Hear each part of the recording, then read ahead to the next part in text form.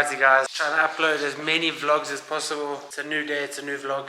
Today is Tuesday on my side. Hopefully it's Wednesday when you guys are watching it, because you know, sometimes life gets busy and I get lazy. We're also doing a podcast this afternoon, which is quite... Got a little delivery over here.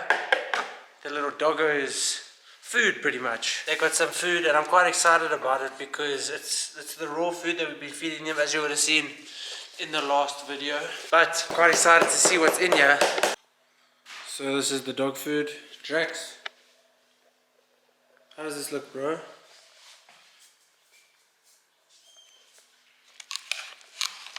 Even inside has individual ostrich meals, which is actually quite cool. And you got some doggo bones and sausages. I apologize for anyone that doesn't care about dogs, but this is now partly, obviously, we're going to become a dog page since these boys are part of my life. So now we're going to hit up a little gym session. I am training shoulders. Sasha is going to be training, I think, back. But I forgot to upload, well, I didn't add a photo or video of Sasha in her Million Mama tights from Jenna Dean. Thanks again, Million Mama. So here is Sasha in her tights, bro. But she's shy.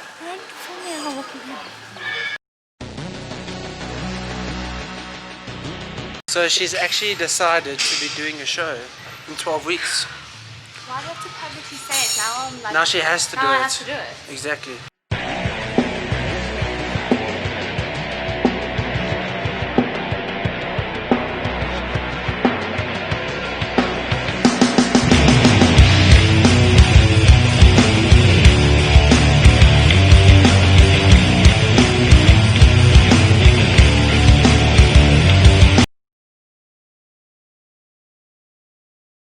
Jesster Radio, what's happening, guys?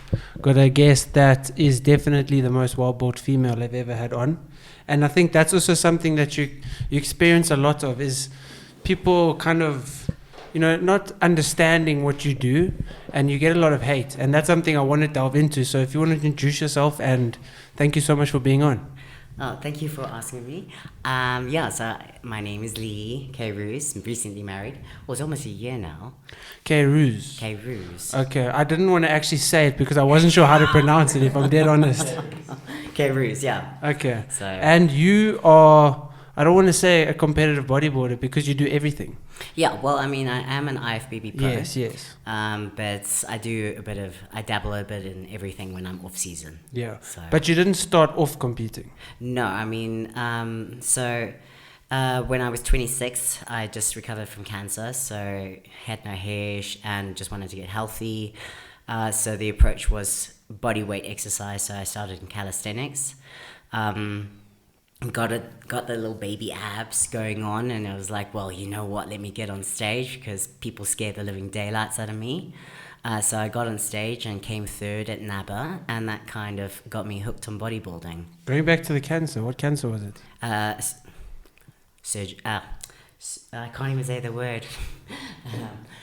Cervical cancer. Okay. Yeah. And how was that experience? If you don't mind talking about the experience, and then obviously your recovery. I mean, that's amazing that you were able to recover. Or how is it? Well, I mean, you know, for me, it wasn't like I was in the late stages of cancer, so they caught it pretty early on. So it was more kind of like realizing.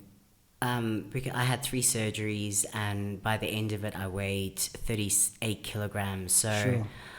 You know, like I was just really unhealthy. And in many ways, I'm thankful for the experience because it made me realize how unhealthy I was, not just because I had cancer, but because I ate like shit. I hope we could swear. You can say whatever you like, it's fine. And that kind of got me, because, you know, I never exercised. And when I was in high school, I was like the closet nerd who spent lunch break in the library, and I didn't exercise at all. So it actually was the best thing that could have happened to me. Sure. That's amazing also that you can have recovered from it and also have a positive outlook towards it. Yeah. And that's also something that most people that are successful in their careers and their paths experience adversity, and that's something that you've overcome. And I mean, cancer is something that, you know, attacks your entire body, and now you've come and proven that if you work hard and you are dedicated and you fought the disease, you can, you know, build muscles and, look a certain way. And so in terms of IFBB, what category were you in when you got your pro card? Women's physique. Okay, and now have you tried to, put on more size so that you can go into more bodybuilding? No, I don't have the desire to get into Okay. women's bodybuilding. What is your desire in terms of, because I see you do a lot of training and you do a lot of, different types and styles of training. For me, it's always kind of pushing myself to the next level and seeing what I'm capable of. Yeah. So last year I did I'm really struggling here. I did powerlifting. So I just wanted to see what I could do in terms of numbers, because everyone's like, you should give it a try. So when I was off season, I did a powerlifting comp, which went really well. I managed a 210 kg squat and 210 Sure. kg deadlift. And then I beat the national title 6 times over in the competition. Sure. So I got 3 national titles underneath me, but I hated the training style. Like, Really? it's just not me. It's long rest periods. It's Yeah. kind of like 5 minutes rest and then lift 1 rep and then 5 minutes rest and then. So after that, I decided, you know what, it's not for me. I loved the opportunity, but now I'm delving back into my more calisthenics roots and weightlifting and Okay. pushing myself in a different area. And going closer to a comp, if you're trying to lean down, do you keep your lifts heavy? Do you, how Oh, does, absolutely, yeah. No, at no point do I go for higher rep ranges. I'll still stick to as heavy weight as I can push right up to comp. Yeah. And did you see your body change when you did like more, in obviously you were off season, but did you see, actually improving in size doing strength-based training than when you had an off season just doing normal like bodybuilding style training?